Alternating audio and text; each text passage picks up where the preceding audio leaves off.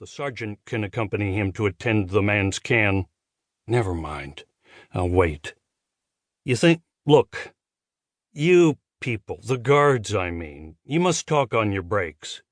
What's going on in there? Will they have a verdict tonight? I can't say, sir. Usually they hold court-martials over at the Annex or at C&C headquarters. Never seen one here before. When Dan said nothing more, the Marine waited, then about-faced again. After 1.5 seconds at attention, he snapped back to parade rest. Dan contemplated the rigid back until his attention wandered. He'd gulped one of the white pills at 1600 and found it hard to concentrate. He looked at the table. 3 magazines lay squared across it. Leatherneck, Proceedings of the Naval Institute, Annual Report of the Joint Chiefs of Staff. He'd read them all twice. His cap lay cocked across the corner, its cover yellow in the artificial brilliance. The bill smudged where his fingers grasped it to take it off. He crossed his legs again, the other way, and his eyes followed the crease of service dress blue trousers to the toe of his shoe. He'd polished them that morning at the Marriott, Susan still asleep.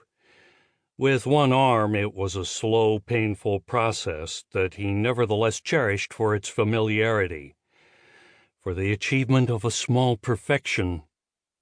As the layers smoothed under his blackened fingers, his image emerged as from a calming pool.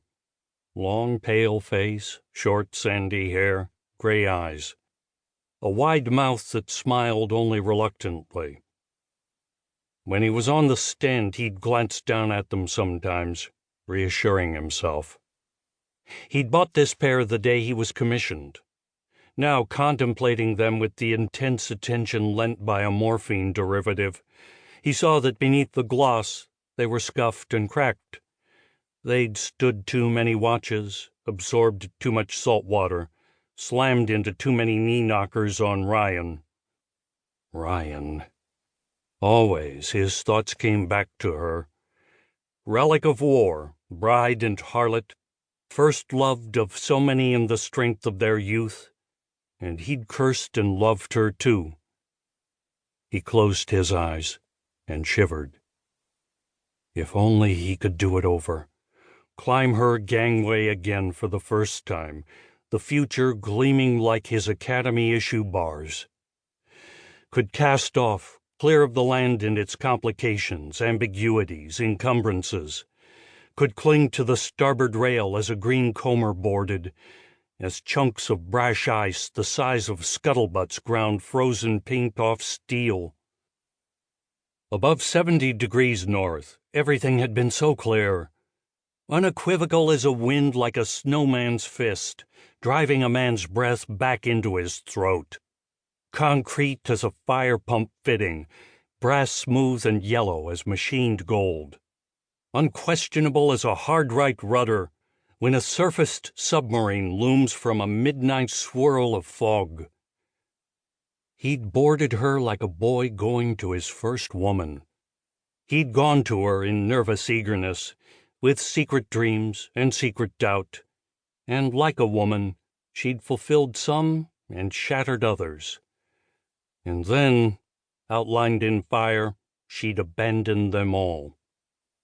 His head sagged, and his good hand came up, shaking, to his face. From beneath the soothing of the drug, anger and regret rose like the slow loft of the ocean-dominating moon.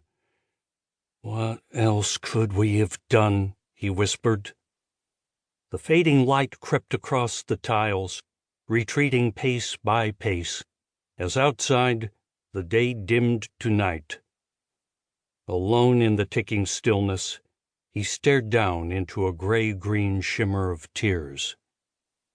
It parted before his eyes and became the sea. Part 1. The Ship. Chapter 1. Newport, Rhode Island.